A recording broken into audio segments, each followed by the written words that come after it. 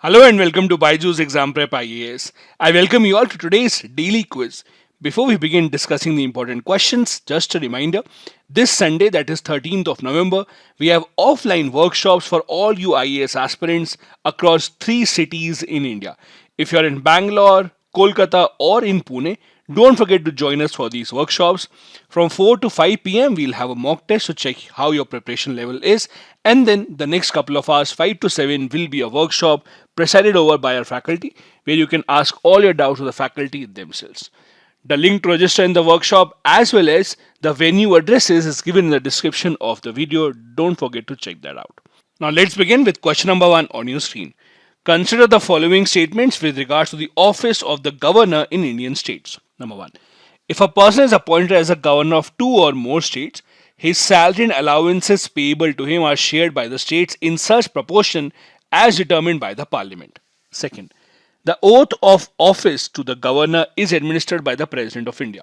Third, the constitution has not laid down any grounds for removal of the governor by the President. How many of these given statements are correct?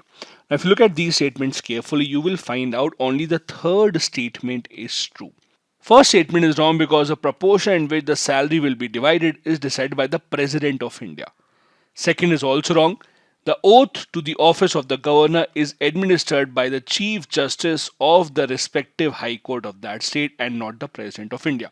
So the correct answer is A. Only one statement is correct. The reason why we are discussing this question is, as you know, the office of governor in the state of Kerala is in the news for various reasons. The latest news update is that the state government is now planning to remove the governor from the post of the chancellor of the state universities. For this purpose, the government of Kerala will prepare an ordinance and ask the governor to sign on it. If that doesn't happen, they will call a special session and pass the bill as per the government. This happened after the governor of Kerala issued some notices to the vice chancellors in the state universities, and thus the state government has now decided to take this action. The government has said that we will replace this post and now it will be held by people of eminence in the field of art and culture. Next, question number 2. Which of the following nations is or are the member or members of both ASEAN and East Asia Summit? Indonesia, Laos, South Korea, and Brunei.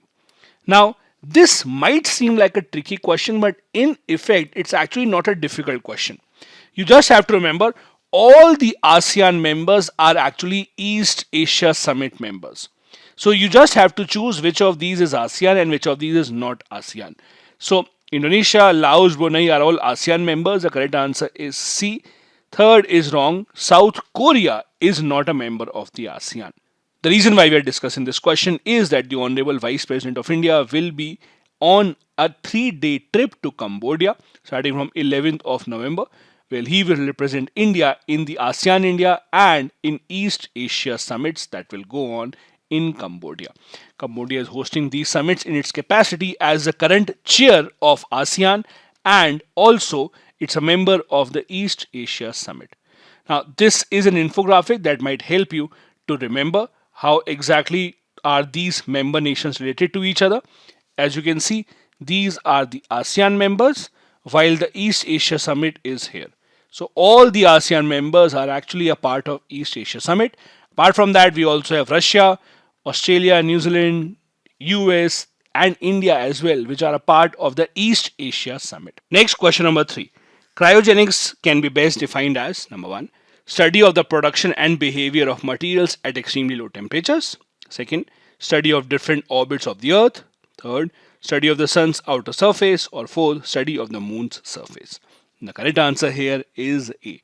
It's an easy question. Cryogenic technology or cryogenic fuels are often in the news with respect to ISRO and other space missions.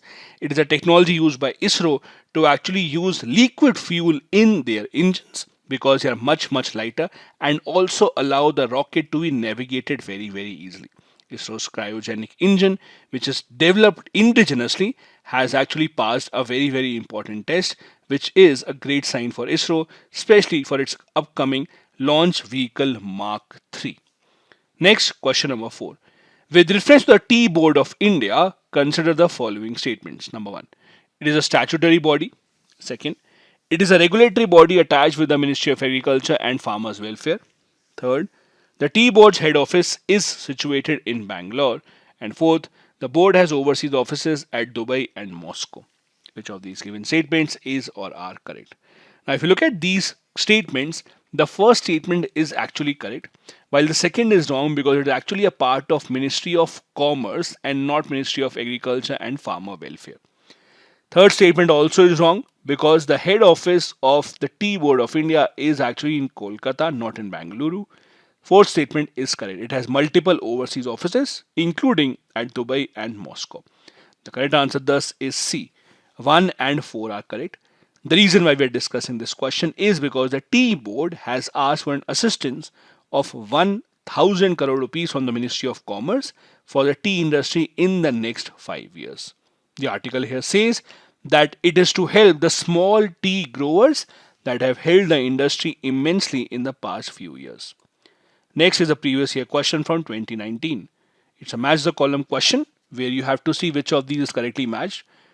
In the first column there is wildlife, in second column the places where they are naturally found. Blue-finned mahseer, Kaveri River. Irrawaddy dolphin, the Chambal River. Rusty spotted cats, the Eastern Ghats. Which of these given statements is or are correct? Now it might seem like a difficult question, but actually if you apply a bit of logic, you can easily eliminate statement number 2. See, Irrawaddy is actually a river that is in Myanmar. So it is not very logical that from the Irrawaddy river the dolphins will flow all the way into India, that too into the Chambal river. So if you eliminate statement number 2, you can actually get to the answer very easily, which is C. 1 and 3 here are correct. If you want to solve all these 3 statements, then it might be difficult, but if you can use elimination, it becomes very, very, very easy. As I said, Irrawaddy is a river in Myanmar, so it's very illogical that these dolphins will swim all the way to Chambal River in India. Now, before I go on to the fact of the day, there's a quick clarification I wanted to issue about yesterday's daily quiz video on our YouTube channel. While discussing one of the questions, that was question number 3, which was with respect to the earthquake waves, the faculty misspoke about the P and the S waves. Actually, the P and the S waves are body waves. On the other hand, it was misspoken and they said that the P and the S waves are surface waves. So make sure that you do note this change. Now let's come back to the fact of the day, and today we want to discuss the new TV broadcast guidelines. Now, what are these guidelines exactly? Starting Wednesday this week, satellite TV channels in India are required to broadcast at least 30 minutes of content daily on themes of national importance and of social relevance. Now, these guidelines were approved by the Union Cabinet in the month of September, and they have been amended after a gap of 11 years. So this is not the first time that such guidelines have actually come out. It is obligatory to function under these guidelines for all the TV channels. This includes the private channels also, and they have to undertake public service broadcasting for at least 30 minutes in one single day. The rationale behind this is that the airwaves and the frequencies which are being used by these TV channels are actually public property, and they need to use this for the best interest of the society. Now, the guidelines have also identified 8 themes of national importance or social relevance under which the content has to be shown.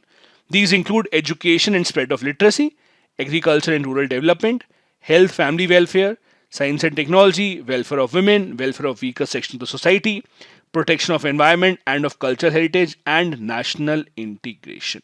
Now, once the guidelines come into force, the ministry will monitor the channels whether or not they are following these or not. Now, these guidelines are applicable to all the channels except those that have been given exemptions specifically. For example, exemptions have been given to wildlife channels and foreign channels, along with those channels that usually telecast sports in the country.